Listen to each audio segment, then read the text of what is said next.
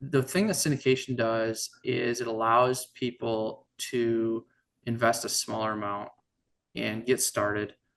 And that's sort of why I want to do this, is to give other entrepreneurs the opportunity to put a little bit of capital at risk and make a real return in a private market.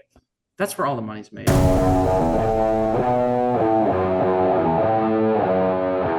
Welcome to the Real Freedom Show, where we inspire you to pursue your passion to gain time and financial freedom through opportunities in real estate. I'm your host, Mike Swenson. Let's get some real freedom together.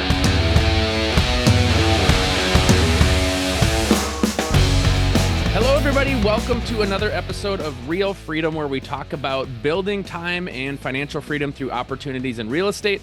I'm your host, Mike Swenson. If you want to get started on your real estate investing journey, check out our website, freedomthroughrealestate.com. That's freedomthroughrealestate.com.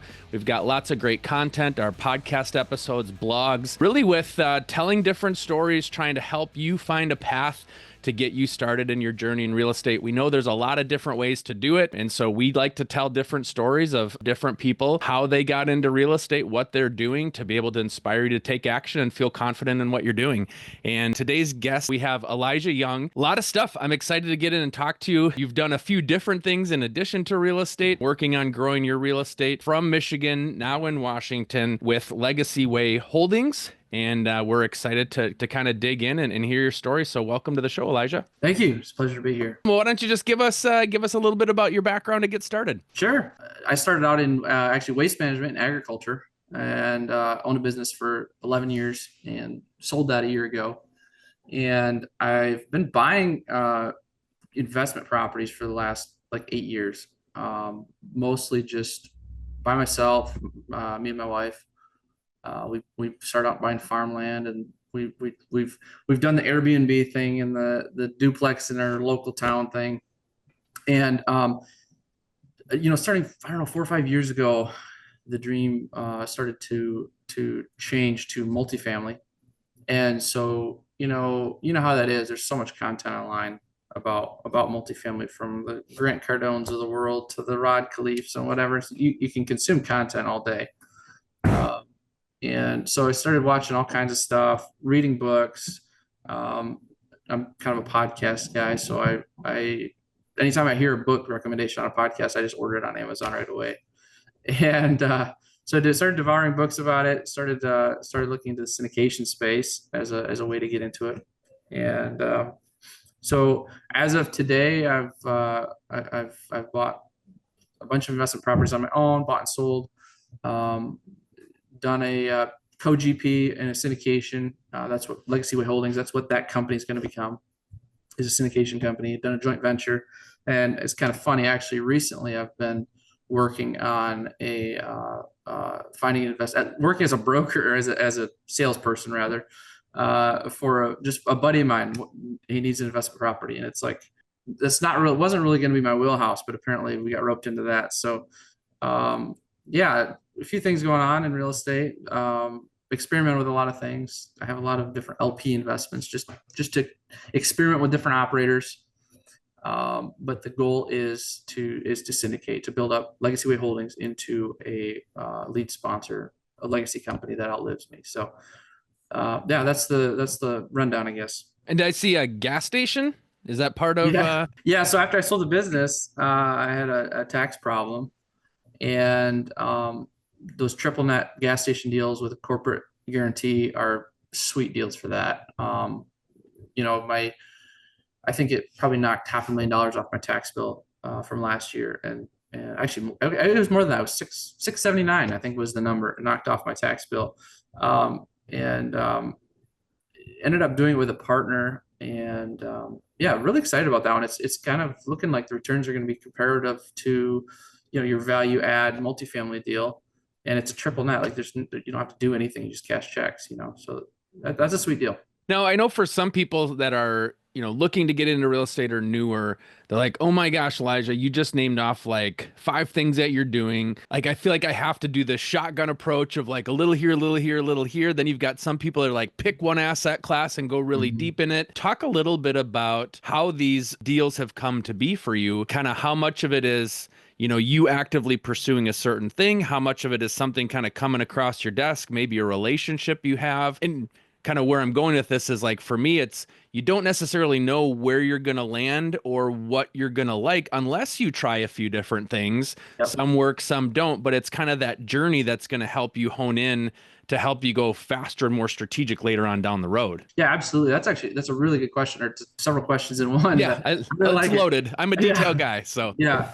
Well, yeah, I think the sooner you can focus on one thing and really dial in and get educated and just know everything there is to know about one thing, the better off you are. And the farther the better you can scale that. You also need to find, you kind of need to find something you like to do.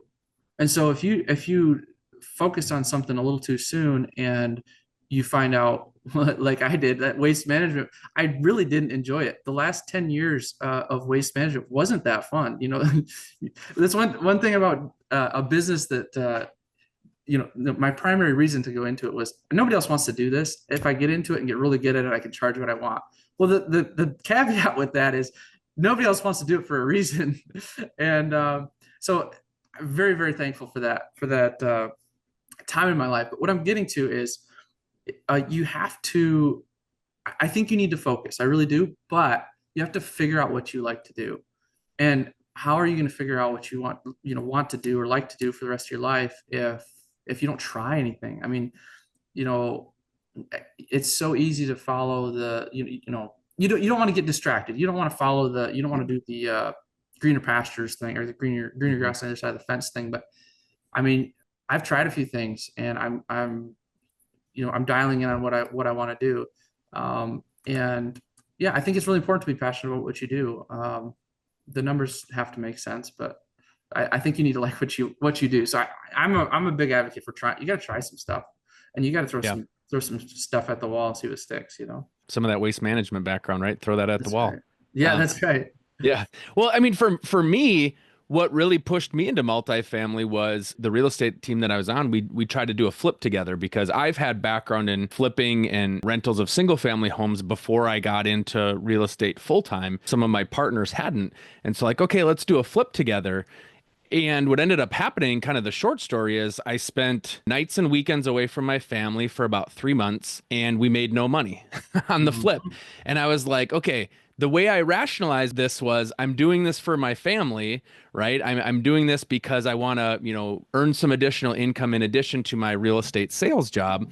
And so it was all the nights and weekends, and I ended up with nothing to show for it that time. Now, I did have a lot of learning. What my learning was is I had a background, I did construction for a couple years in college. So I liked doing some of the work on the house. Sure. And what I realized is I'm getting sucked in to do that because I kind of like doing it, but it's really Yeah. impeding my growth in the future. So Yep. I need to move to multifamily where I can't even try to get involved in the fixing up or renovations or anything like that. And then I heard a story of another podcaster talking about he had like a 4-unit building and he took a weekend away from his family to turn over a unit in the summer. And he's like, I just realized that I took one of the 12 weekends of my kids' summer without school away from them. And I Yep. never want to do that again. And so then it really helped me realize what's important. So it's trying some things, realizing what doesn't work, which will then hopefully steer you towards what does work or what you do like. There's Jim Collins has a concept that he talks about in his book, Beyond Entrepreneurship. Super good read. There's parts of it that are a little bit of a slog, I suppose. But if you're in entrepreneurship, read it. Um, he talks about bullets, then cannonballs, and what he's saying is try things like these. A great company tries things with a small amount of risk. They put a small amount of money at risk to just try a couple things, and they find the thing that works, and then they put everything into it. So Mhm. that's I would say that's my approach. Is I've taken some risks with my own money. As a syndicator, I'm planning to do this for the next 30 years. And so if I'm taking investment money, I want 100% success rate. I don't ever want to lose investor money. So I'll take some of my own money. That was the thing the waste management company that I sold gave me, was the advantage of having a little bit of my own capital to put at risk into some different syndications. And somebody asked me the other day what what my unit count was, and it's such a BS metric. It was like 900 or something, it's because I've got like 50,000, 100,000, some of these little investments in different deals. It's like, yeah, I'm not going to put that on my resume that I've got 900 units. It's just baloney. But anyways, I don't know if that answers your question, but that was one thing that came to mind there. So let's dig in a little bit kind of to the syndication side. So for people that maybe don't know what it is, we've had quite a few guests that do syndication, but the short answer is you can kind of put your money into bigger investments, with people who have had more experience operating. You don't have to find your own deals. And so it's kind of this joint partnership where really it's kind of the best of both worlds. The people that do this full time get to do it full time, and you putting in your money, you get to invest with people that know what they're doing. So you don't have to kind of figure it out on yourself. And it's just through relationships. Obviously, you've got to vet people out, do your due diligence and all that. But kind of talk about syndication as your strategy that now you're landing on and you're kind of growing with. Why syndication for you in your future? Yeah, great question. Really, to be totally honest with you, I like the joint venture structure better. It's simpler. It's less moving parts. It's just you don't have to blast out a newsletter every month, whatever. But I think the thing that syndication does is it allows people to invest a smaller amount and get started. And that's sort of why I want to do this, is to give other entrepreneurs the opportunity to put a little bit of capital at risk and make a real return in a private market. That's where all the money's made. All the money's made in private markets. And when I had my head down trying to build up a business, like I didn't think about that stuff. Like I bought farmland because that's what I knew. And like farmland's not super high cash flow. It's solid investment. Like it's super, super low risk, low management, whatever. I love farmland. Don't ever plan to sell any of mine. But I did what was in front of me at the time. But like I didn't know. I had no idea there was syndications out there. I didn't know that, I eventually put together a retirement plan for myself, my wife, and my employees. But it's just most I don't know. I don't like generalizing statements, but like a lot of business owners have their head down, building a business, trying to make, pay the bills, and they need access to investment vehicles like this, where they can make a small investment and build a future for themselves. I mean, your income can't all be active. Like you have to make money while you sleep, or you'll be poor, or you'll what is that Warren Buffett quote? If you don't learn to make money while you Work till sleep, the day you die. you'll work till the day you die. Work till the day you die. Yep. And so that's, I think about that quite often. Like this has to work. You have to have some passive streams of income, and the more we can educate people about it, and you don't have to invest in my syndication, but you should invest. You should put some capital at risk. I mean, anybody that's running a business with a little bit of money in the bank, you should put some money into some real estate. I mean, you need to do something. So I think it's just a matter of making this available to my friends and neighbors, my other business owners out there. That's who I want to help. So, once people kind of have that decision of this is something I want to pursue for you, then it kind of comes down, one of the questions is, where do I start to look? Where do I start to focus on? So talk about that process for you of identifying what is going to be the stuff you're excited to invest in and want to move forward with. So I like triple net stuff. It's super simple, super easy, but multifamily I think has a ton of potential as well. I think multifamily is kind of going through a crisis right now. I just found out the other day, I think yesterday, I was on the phone with an investor relations person from a big syndicator that probably most of your listeners know. He's had 100% success rate for the last 25 years, never lost money, and he just lost money for the first time on a multifamily deal that he bought in 21. And with floating rate debt, and it's like, did he get greedy, or was it the market, or what? I don't know. I mean, the market kind of changed a lot in the last few years, but I think the overall multifamily, there might be some short-term pain yet to come. There has been for the last year or so here, but I think the long-term outlook is very bright.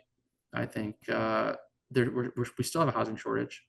So unless Trump deports half the country, we're still going to have a housing shortage. And even if interest rates stay flat, I think there's going to be a lot of money in multifamily coming up here. So I'm pretty bullish on multifamily. I think what fires me up about real estate and about any real estate asset class, anytime you can buy a project and get to the point where you can refi out of it and be playing with house money. I mean, that's the ticket, so that's the opportunity I want to provide to more people. Is there certain states you're looking at, kind of certain submarkets, or what are your thoughts on where you want to go? So I'm from Michigan originally, and I would like to invest there. Michigan's a little bit of it's not a super exciting market, but I think any market you look at, if you have intimate market knowledge and know where the good areas are and know what's happening, there's great deals. There's great deals to be had everywhere. I think Detroit's maybe having a little bit of a comeback. I don't have any investments in Detroit at this point, but I've invested across the Sun Belt, mostly passively. I'm a co-GP on a deal in Savannah, and of the Savannah market. But I think for me, primarily, it's probably going to be Michigan and Florida, kind of the west coast of Florida. That's where I like to spend time. I like the market. It's growing like crazy. So that's where I'll primarily be investing. I say that in the future tense because, as we talked about before the call, we're currently serving as missionaries through our church here in Seattle. So I'm building up my investor base before we go home, but the Legacy Way Holdings is going to be sort of on hold until acquisitions, I should say, is sort of on hold until we get home, until we go home. I got to focus on what's important right now, but that's what the future holds. Well, and I mean, I'm assuming kind of the entrepreneurship, the stuff you've done leading up to today has provided you that opportunity. And so, being able to make the choice and do something like that is a spot that not a lot of people get to be in. And so, the decisions that you've made have given you this opportunity, which is awesome. I think everybody should get the opportunity at some point in their life to just spend some time just looking for ways to serve other people without, we're supported by our church here. And I wouldn't have done this if I hadn't built up a financial foundation beforehand. But there is something really special about being able to spend this time, looking for ways to serve others. Like it just, I hope we bless some people here, but also this has been so good for us. I've always been kind of a pusher. I've always been told my whole life that my ideas are too big and that I work too much, whatever. And so we felt like the Lord led us to this, and it's just been really good for me to kind of be forced to take a, downshift a little bit and spend a limited amount of time, growing my real estate company, really focusing on the mission here. So can't recommend it enough. I know for some people, it's being able to balance, right? Like if you think about it like a pitcher of water, right? Times where you're pouring over into other people, and sometimes, you're getting poured into and filling back up and kind of getting re-energized and ready to go for your next stretch. And so it's these kind of sometimes constant little sprints, back and forth in different areas. And so this is a chance to be able to kind of refuel and refocus and set you up for your next spot. Yeah. And really, I mean, it's an advantage to me because real estate's all about timing the game, right? And, even when you're talking to investors, they want to know what your track record is. So taking this couple of years, I'm not totally inactive in real estate for these 2 years, but taking these 2 years to let the track record season a little bit is not going to hurt me at all. And being able to have the experience of the ups and downs of some deals that have a few years under their belt, it's just going to be a good thing. So, are you looking to get started or scale in real estate investing but don't know your next step? Are you overwhelmed thinking about finding deals, analyzing deals, doing due diligence, and managing properties on top of it? Go ahead and push the easy button and invest with us. Real estate investing is what we do full time. We've done dozens of deals with hundreds of doors. We have the knowledge and experience to handpick the best deals that most investors can't find. We've got large off-market deals all the time where you can hopefully find returns and economies of scale that you just can't find on your own. The best thing is it's 100% passive to you for less capital than you put down trying to acquire a property on your own. Don't let this year go by where you don't make the leap, add to your portfolio, or you just sit in analysis by paralysis. To find out more, visit freedomthroughrealestate.com and click on invest. You can book a call and learn more there. So get to scaling your portfolio now with us by your side. So you had mentioned, previously about, everybody being able to or should invest in real estate. What are the questions you get from people? So let's say I'm somebody that, hasn't invested in real estate in the past. I've got some money, whether it's a 401k, whether it's CDs at a bank or, something like that, or maybe something in the stock market. And I'm talking to you, you're a trusted friend of mine. And it's like, okay, Elijah, why would I want to put my money in real estate versus what I've already got it in, which is, let's say it's making money, it's doing well. Or in the case of a CD, right? It's secure and I'm making my tiny percentage Yep. of what it is. But what Yep. are some of those things, some of those common questions that people have of, kind of making that leap into investing into something like a syndication? Oh man, I've had all the questions. One big one is yes, you can invest through a 401k or self-directed IRA. Um, I think the biggest thing, I've had people call me and they're like, yeah, my widowed mother has 50,000 and we'd like to put it in a deal. I'm like, syndication is not the right vehicle for you. Like, I would not take your last 50,000. Um, I would just tell people put a small amount that you can afford to lose into a deal and see how you like it. Typically, I think a big question would be like, why should I invest in something that makes 3% cash flow the first year when I can leave it in? You can get like 5% at the bank right now. I've got some money in the bank, 5%, and I would just say at the end of that, say you leave it in that account for 5 years. At the end of it, you have your money plus your 5%. With real estate, it's an equity investment, and so it's you're giving your money a shot at multiplying rather than just adding. So those would be some of the questions I've gotten. It's tough. I mean, everybody's situation is so different. It needs to work for you, and you need to understand it. So that's a lot of what my job has been, is just helping people to understand how syndication works. It's quite a complex structure. It really is. I think the biggest thing to think about is the people. The sponsorship team is really the biggest thing. I mean, it all boils down to people. That's just the way it is. I don't know how to stress that enough. Yeah. This is just a people game. Yeah, one of the ways that I kind of talk to people about it is I say, think of it like there's quite a few different buckets. And in real estate, let's say it's okay, you've got tenants paying rent.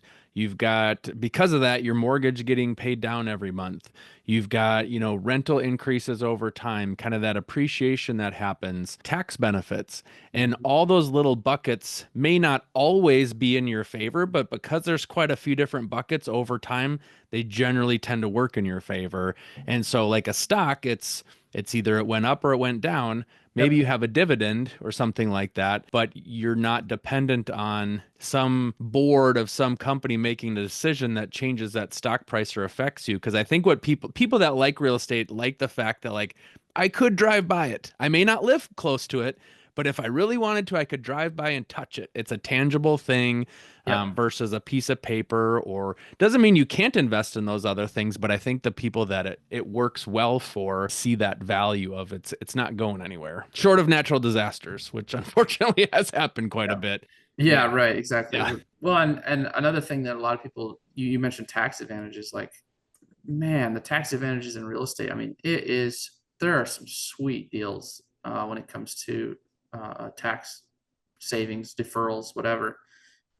You know, if you can make a 15% return in the stock market, but you're paying 30% on your money, but you can invest in a real estate deal and you're making 15%, but you can defer the entirety of the taxes till you die, like, are you making more money with the 15% you paid tax on, or the 15% you didn't pay tax on? Well, it's like, it's pretty clear what's what's a better investment, but it kind of has to fit into somebody's overall strategy too, right? Like, um, I don't know. It's just, there's so many ways to look at it, right? The amount of ways to look at it are as varied as the people investing. So the liquidity is a valid issue, right? Like, yeah. if you're investing in something, it's typically at best 1 to 2 years, most likely 3 to 5 or 7, or buy and hold for longer.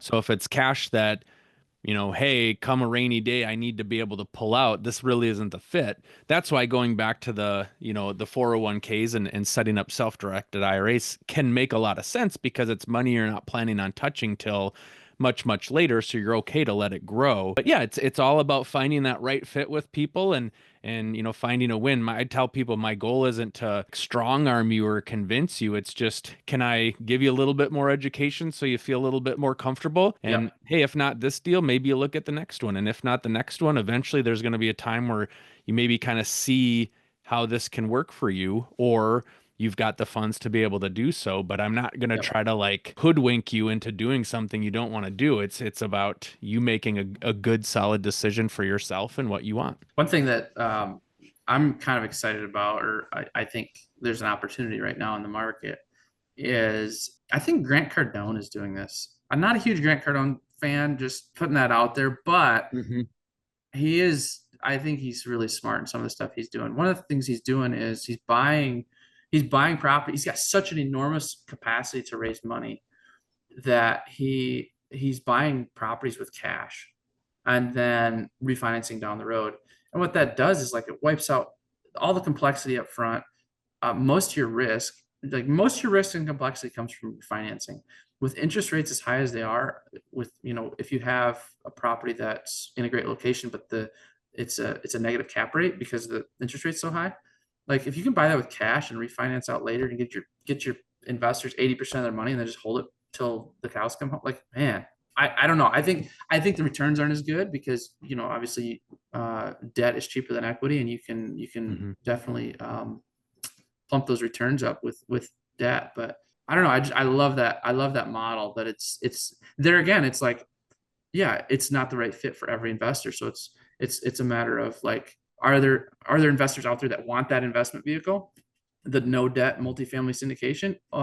And if they are, where are they and who are they? And yeah, there's so many different ways to do everything that, I mean, I can't tell you that I'm going to do one method for the rest of my life, but that's one thing I'm hoping to do at some point. Is my goal is to buy institutional quality assets with cash, just to eliminate that risk up front. But I don't know. That's one of the things I've talked to different people about, and they're like, "Well, yeah, you could, but nobody does it." It's like, well, just because nobody does it doesn't mean it's a bad idea. But anyway, we'll see if anything, see what comes of that. But for sure. Yeah. And yeah, that's the thing. You're finding the people that particular strategy is a fit for. And if not, that's okay. Right. And yeah, maybe you find different types of deals or whatever, but yeah, you're just trying to find the people that resonates with. Exactly. That's the thing. So thank you so much, Elijah, for coming on and sharing and talking more about what you're doing. If people want to reach out to you, how can they do that? The best thing you could possibly do, well, you can find me on LinkedIn. I'm on Facebook and Instagram, but I don't use Facebook or Instagram. I use LinkedIn. The best thing you can do is sign up for my newsletter. I don't have anything to pitch. Every month we highlight a tool that we like. This month was RoboForm. Just different articles, education about what we're doing, and look for some deal alerts in the next maybe year and a half or so. But nothing right now. I got nothing to pitch. So. Join the newsletter though. Awesome. Yeah. And for people listening, so Elijah, Elijah, and your last name is Iung, pronounced Young, but it's Iung. So look up Elijah, connect with him, and best of luck in the future as you continue to grow, and excited for you and kind of seeing what you do here. Thanks, Mike. Appreciate you.